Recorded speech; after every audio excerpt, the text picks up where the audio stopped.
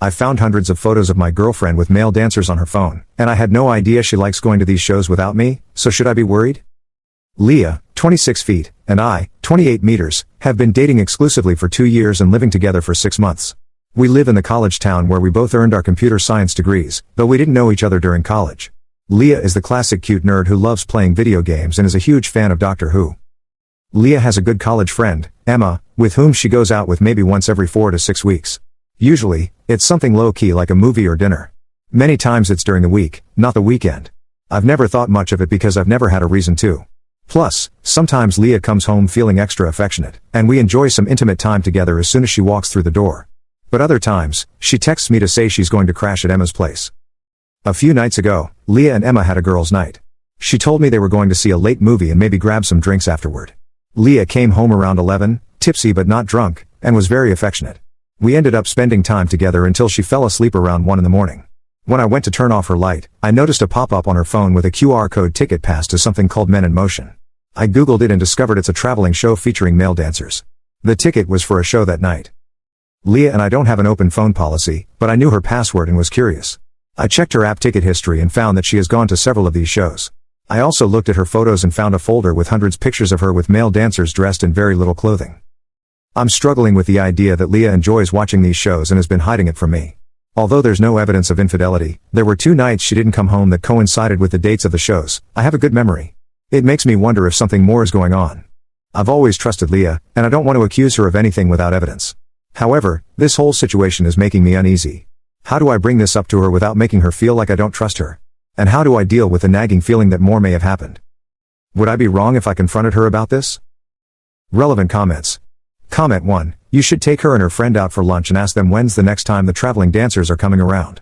Ask them what the lie will be next time, a knitting class? Comment 2. That's not a very strong foundation for a lifetime romantic relationship, regardless of whether the topic is dance shows, money, or anything really. Think hard about whether this person is right for you. Response. But everything else in our relationship was fine. I have even been thinking about the next phase. Yeah, I know. This sucks and I think I know what I have to do. Update 1. First, thank you for all the comments. They really helped me get my thoughts straight and realize I had been ignoring some red flags. The shock of knowing that Leah was regularly attending these shows, combined with my own feelings of inadequacy, I'm okay looking but not exactly ripped, made me overlook the fact that the secrecy was the bigger issue. Here's what happened next. I knew I had to talk to Leah. At home Thursday evening, I told her I saw the ticket on her phone the night of the show and asked why she lied to me about going to the movies. She was initially surprised and defensive but eventually apologized for not being upfront. She said that she and Emma considered it a fun and silly girls' night activity. Leah admitted she kept it quiet because she wasn't sure how I would react and didn't want to make things awkward between us. She admitted that this wasn't her first time attending a show like this, but she couldn't remember how many times she had gone in the past. Leah also mentioned something I hadn't considered, that she felt safer attending these shows since they were in an all-women environment, unlike bars and clubs where men often get drunk and hit on women. She reassured me that the shows were just for fun and had nothing to do with dissatisfaction in our relationship. She said several times that she finds me attractive and is very satisfied with our relationship. She even suggested that if it would help me feel better, we could go together to a club with female dancers. Neither of us has ever been to a strip club, but she thought it might be similar and we could experience it together. After a couple of hours of talking, she took my hand and led me to the bedroom to reassure me that I'm still the most important person in her life. By the next day, I felt satisfied with her explanation. Leah didn't tell me how many times she had gone to these shows, but I chalked it up to her feeling embarrassed that I found out. I also didn't ask about the pictures because I didn't want her to know that I had looked at her phone, and there wasn't any concrete evidence of infidelity. However, the next day, something still felt off. Maybe I was just questioning myself and how naive I had been. So, I reached out to a mutual friend of ours, Sarah. Sarah was part of Leah and Emma's college friend group, and I knew Sarah casually from a few classes we had taken together. Sarah and I weren't close, and I hadn't seen her since graduation, but we reconnected at her wedding a couple of years ago. The wedding was just around the time Leah and I became exclusive, and Leah took me as her +1. As far as I knew, Sarah and Leah didn't interact much after the wedding, which I assumed was normal for married people who lose contact with their unmarried friends.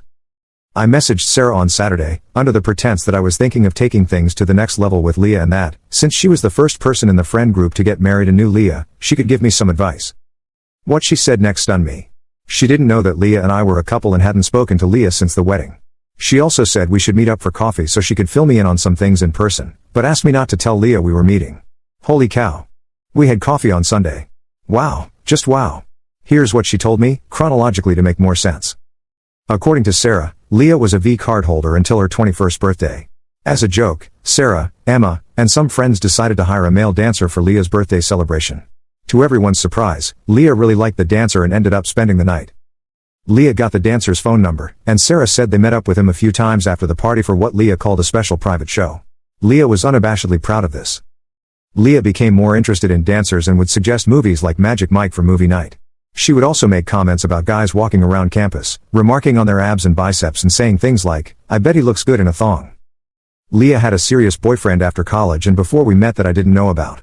According to Sarah, their relationship ended when the boyfriend discovered Leah in bed with, a dancer. Leah had gone to a male review, hung out after the show, and ended up bringing one of the dancers home. The boyfriend eventually moved out of town for work, which is why I had never heard of him. The friend group knew about this mess, and Sarah figured Leah had learned her lesson. At Sarah's bachelorette party, where Leah and Emma were bridesmaids, Sarah had explicitly told them no dancers. Despite this request, Leah and Emma arranged for 2 dancers to show up, and all 4 of them ended up having a private party. Sarah was understandably furious with them for hijacking her bachelorette and blatantly disrespecting her, and she ended her friendship with Leah and Emma, though she kept them in the wedding party because the wedding was only a week away and she didn't want word of this to get out and overshadow the wedding. Looking back, I remember the vibe at the wedding felt off, and now I know why. I could tell Sarah was still very upset about the situation and believed I deserved to know the truth. Over the course of an hour, I went from stunned to furious.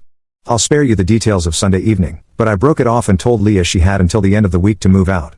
She was crying, begging, and making excuses, but I had enough.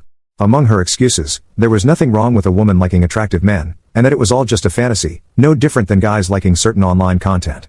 It got her excited, and I benefited from it. She claimed she loved me, saw a future with me, and could work through this. She insisted she hadn't been with dancers after Sarah's bachelorette party, which was early in our relationship and shouldn't count, but who knows? Leah will be sleeping in the spare room for now, but I told her this is over.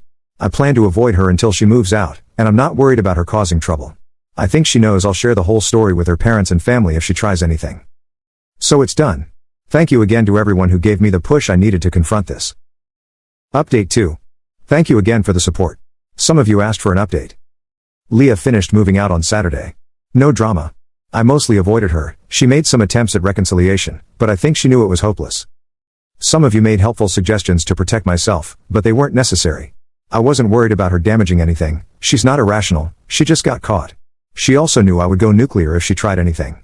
In all the years we were together, she had never seen me this angry. Honestly, I had never seen myself this angry. I also wasn't worried about her trying to spin a story for sympathy. Our respective families live in different states, our friend circles, what's left of hers, don't overlap, and we work for different companies. So there's no one for her to play the sympathy card on. I also wasn't worried about being trapped into anything, as I wouldn't be intimate with her again. Both of us are well-paid IT professionals with plenty of disposable income and no desire to have kids. My health check came back clean. I spoke with Sarah to let her know what happened. One thing she said made me feel a bit better. She mentioned that during and after college, Leah was actually pretty selective in who she dated and wasn't into the casual culture. Sarah guessed Leah hadn't been with more than 5 guys before me, with the obvious exception being her interest in dancers. And yes, it feels strange to write that. But she probably wasn't running around with random guys behind my back. So, yes, I may have been naive, but not entirely. One of my friends said this whole thing reminded him of stories about people with loving partners who have some unusual interests they satisfy in secret. Losing her V card to a dancer may have impacted Leah's psyche in a way that could only be satisfied by attending these shows. But it's not my problem anymore. I'm doing as well as can be expected in this situation. I'm not really depressed because I'm still angry about everything. At some point, I may even visit a club just to see what they're all about. Thanks for all the help.